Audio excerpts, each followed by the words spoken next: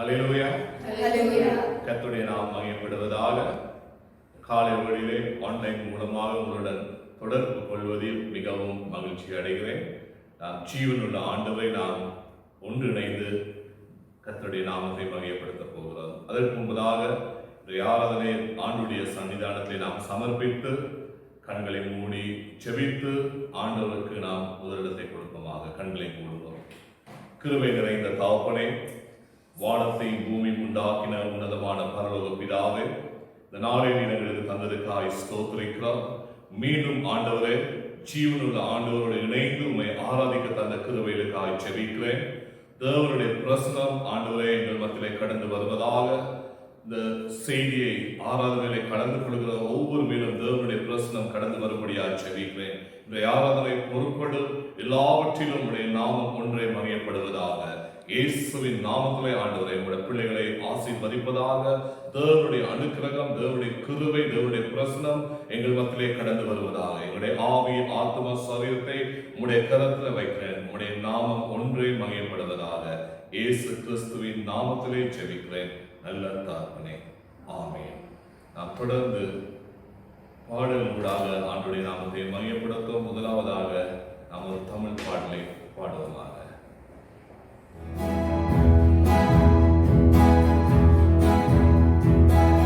Hallelujah.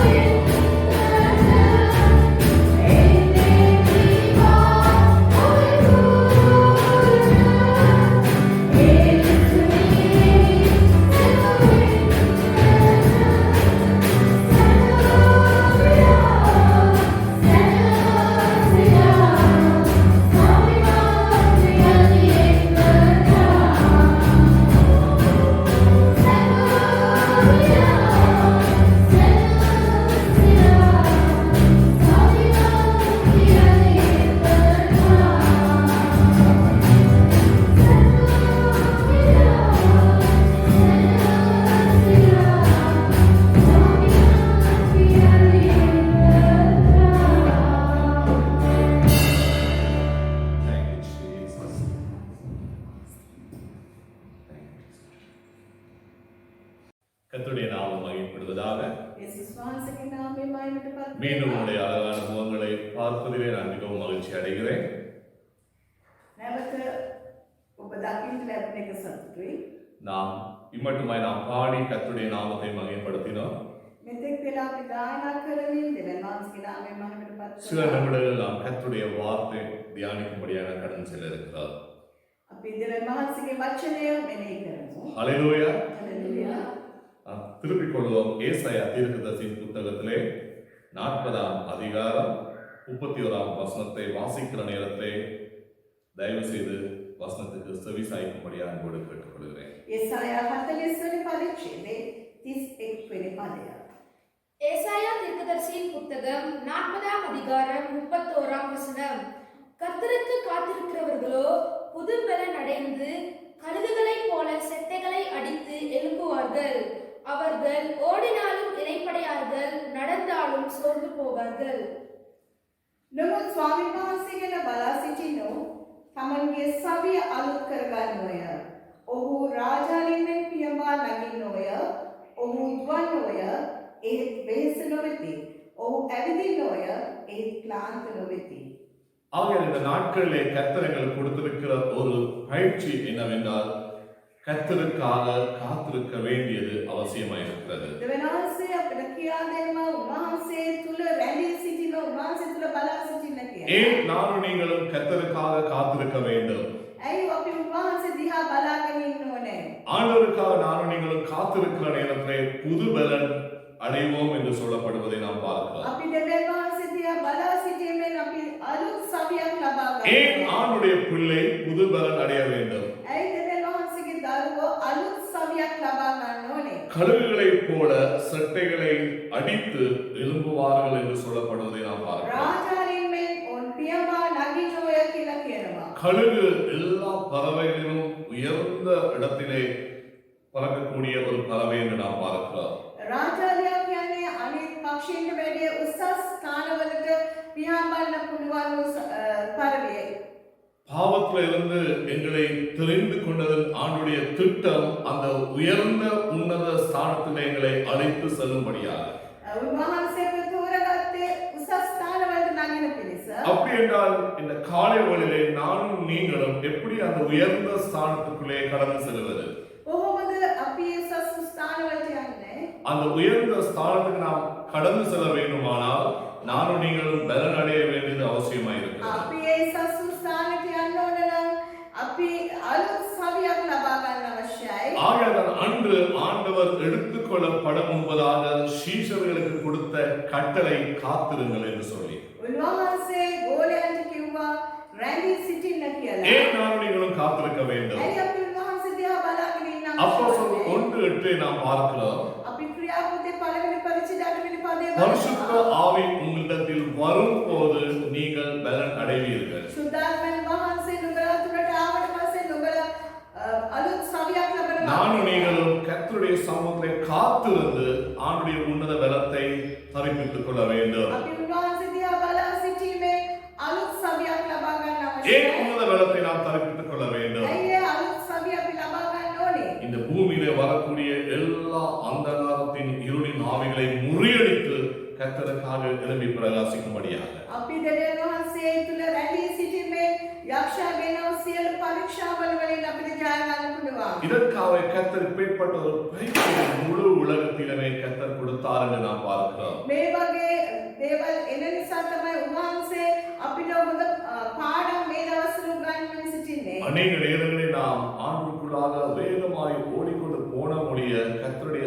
சமூகத்திலே காத்திருந்த காலங்கள் குறைவாய் போய்விட்டது. අපි දෙවියන් වහන්සේත් එක්ක ගමන් කළා මිසක් අපි උන්වහන්සේත් එක්ක රැඳී සිටියව කාලේ උන්වහන්සේ දිහා බලාගෙන හිටපු කාලේ ஆண்டுடைய திட்டம் முற்றிலும் வித்தியாசமாய் இருக்கிறது. දෙවියන්ගේ සැලසුම් වෙනස් තිබෙනවා. இன்னைக்கு முழு உலகமே நாம் பார்க்கிறோம். குடும்பமாக தேவனுடைய சமூகத்திலே காத்திருந்து ஜெபிப்பதை நாம் பார்க்கிறோம். අපි දන්නා මුළු ලෝකෙම පවුලක් හැටියට සෑම දෙනාම තම තමන්ගේ නිවසේ රැඳී සිටින ආඥාවෙන් ඉන්නවා. நாம் எங்களுடைய ஜெப நேரத்தை அதிகரிக்க ஒரு வாய்ப்பு கிடைக்கிறது காத்திருக்கிற நேரத்திலே. අපි මේ බලා සිටින්නේ අපේ ආඥා වේලාවන් වැඩි වෙලා கர்த்தருடைய உன்னதமான ரகசியங்களை வெளிப்பாடுகளை பெற்றுக்கொள்ள ஒரு சந்தர்ப்பம் கிடைக்கிறது தேவ சமூகத்தை காத்திருக்கிற நேரத்தில். උන්වහන්සේ දිහා බලා සිටීමෙන් අපිට අලුත් දෙවියන් වහන්සේගේ එළිදරව්වීම් ලැබී තිබෙනවා. அநேக வாக்குத்தத்தங்களை கர்த்தர் எங்களுக்கு கொடுத்து கொண்டிருக்கிறார். උන්වහන්සේ අපිට අලුත් පොරොන්දු දීලා அநேக තිබෙනවා. மறை பொருள்களை கர்த்தர் வெளிப்படுத்துவதை நாம் பார்க்கிறோம். දෙවියන් වහන්සේගේ වචනේ තිබෙනා වූ රහස් උන්වහන්සේ வேதத்தை திறந்து வேதத்தை வாசிக்கக்கூடிய கிருபை கர்த்தர் இந்த நாட்களே அநேகருக்கு கொடுத்திருக்கிறார். දේව වචනේ බොහෝ වෙලාවක් කියවන්න දෙවියන් වහන්සේට බොහෝ වෙලාවක් දීලා තියෙනවා. அருமையான தேவ ஜனமே, ප්‍රේමණීය දෙවියන් වහන්සේගේ காலவெளியில நீங்கள் எந்த ஸ்தானத்தில் நின்று கொண்டிருக்கிறீர்கள்? ඒ උදෑසන ඔබ සිටින්නේ කොයි ස්ථානයකද? எல்லோரும் கிறிஸ்தவனாக நீங்கள் வாழ்ந்து கொண்டிருக்கிறீர்களா? ඔබ නාවික ක්‍රිස්තියානි කෙනෙක් හැටියට அல்லது இவைகளை ජීවත් වෙනවා. சேகரிக்கக்கூடிய ரீதியிலே உங்களுடைய வாழ்க்கையை அர்ப்பணிக்கக்கூடியதா இருக்கிறதா? එහෙම නැත්නම් අලුත් දෙයක් අලුත් සවියක් ඔබ ලබා ගත්තා. ஆகையால் ஆண்டவர் சீஷர்களுக்கு 3.5 வருடங்கள் பயிற்சி வித்து ஆண்டவர் சொன்னார், காத்திருந்து அது உன்னத பலத்தை பெற்றுக்கொள்ளும்படியாக. යේසුස් වහන්සේ ගෝලියොත් එක්ක අවුරුදු 3මාරක් ඉඳිමින් යේසුස් වහන්සේ කිව්වා රැඳී සිටීමෙන් අලුත් බලයක් අලුත් සවියක් ලබා அருமையான ගන්න කියලා. வாலிப பிள்ளைகளை, යෞවනයෝවෙනි அருமையான சிறு பிள்ளைகளை, කුඩා දරුවෙනි சிறு பிள்ளைகளை கர்த்தர் நேசிக்கிறார். කුඩා දරුවන්ට දෙවියන් වහන්සේ ආදරේ. ஆக கர்த்தருடைய நியாய தீர்ப்பு திருச்சபையிலே ஆரம்பிக்கப்படும் என்று சொல்லப்படுவதை நாம் දේව பார்க்கிறோம். වචනේ කියන උන්වහන්සේගේ විනිශ්චය පටන් ගන්නේ දේව සභාවෙන් කියලා. ஆகையால் நியாய தீர்ப்பிலே வயது கோட்பாடு கிடையாது.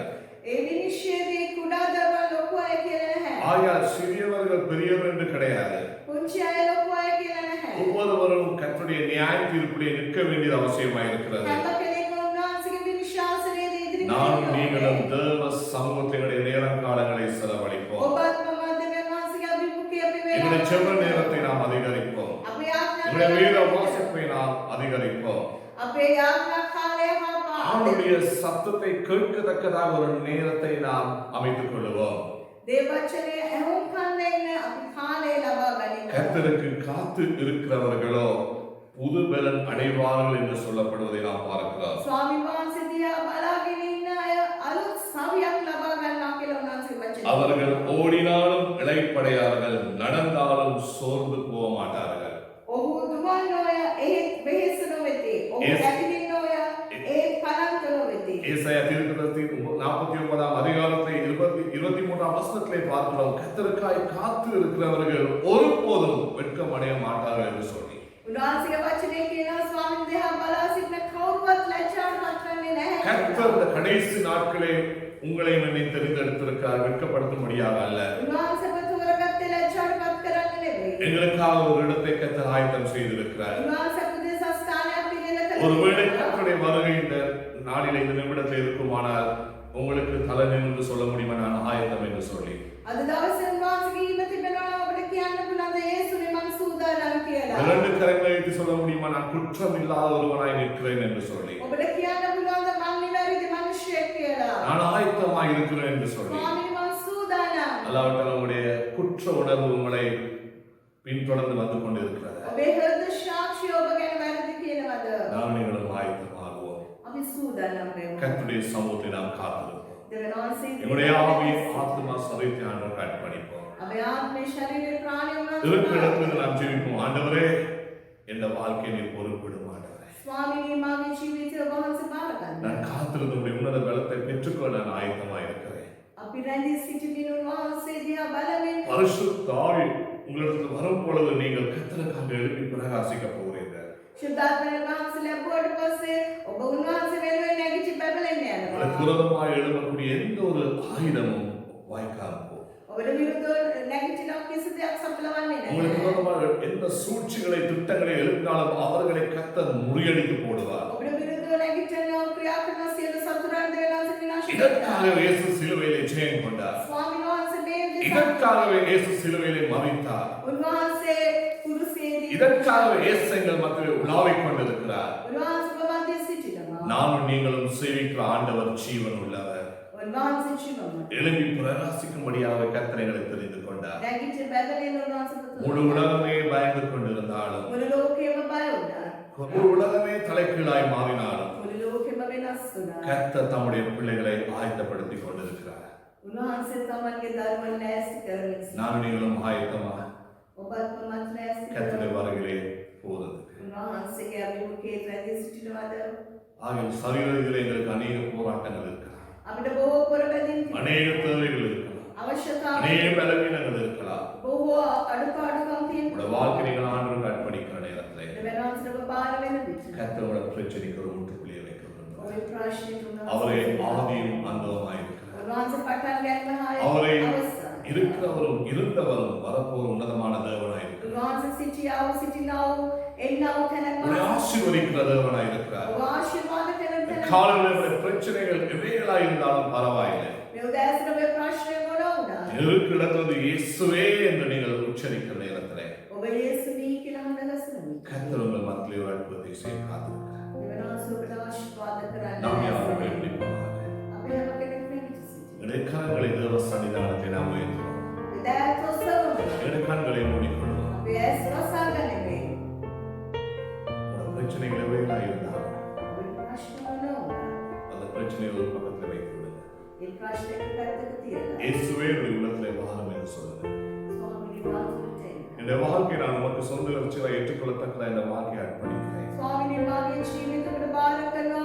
ඔබ මගේ ගැලවුම්කාරයා විදිහට මම පිළිගන්නවා. வெளியில் ஆண்டவர் 500 நபராக இருக்கலாம். සමහර ඔබ යේසුස් වහන්සේ කියලා දන්න කෙනෙක් වෙන්න. ஏதோ ஒரு பிரச்சனை நிமித்தம் நீங்கள் ஆண்டுடைய பிரசனத்தை விட்டு நீங்கள் தூர போயிருக்கலாம். ඔබ කරදරේ ප්‍රශ්න නිසා ඔබ ඈත් වෙලා ඉන්න පුළුවන්. அது யாருக்குமே தெரியாமல் இருக்கலாம். ඒක කිසි කෙනෙක් දන්නේ නැහැ. உங்களுக்கு தெரியும். ඒවත් ඔබ දන්නවා. இயேசு வந்து வீட்டிலே சமாதானம் உண்டு.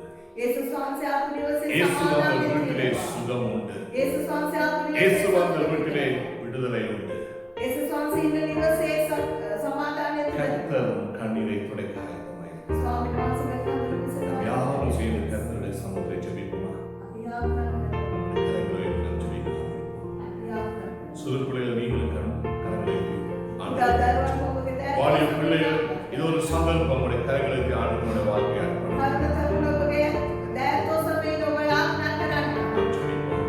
நன்றி ஆண்டவரே, உம்மை நன்றியோடு உம்மை ஸ்தோத்திரிக்கிறோம். உம்முடைய நாமம் மகிமைப்படுவதாக. பரிசுத்த தேவனே உமக்கு நன்றி. நீர் பெரியவர், அற்புதங்களை செய்த தேவன். இயேசுவின் நாமத்திலே ஆண்டவரே, உம்முடைய வார்த்தை கேட்டுக்கொண்ட பிள்ளைகள் உலகத்தில் எந்த பகுதியில் இருந்தாலும் தேவனுடைய பிரசனம், தேவனுடைய கிருபை ஆண்டவரே அவர்கள் மத்தியிலே கடந்து போகும்படியாக ஜெபிக்கிறேன். இயேசுவின் நாமத்திலே வானத்துக்கு கீழும் பூமிக்கு மேலும் உம்முடைய நாமமே அல்லாமல் ஒரு நாமம் கொடுக்கப்படவில்லை ஆண்டவரே.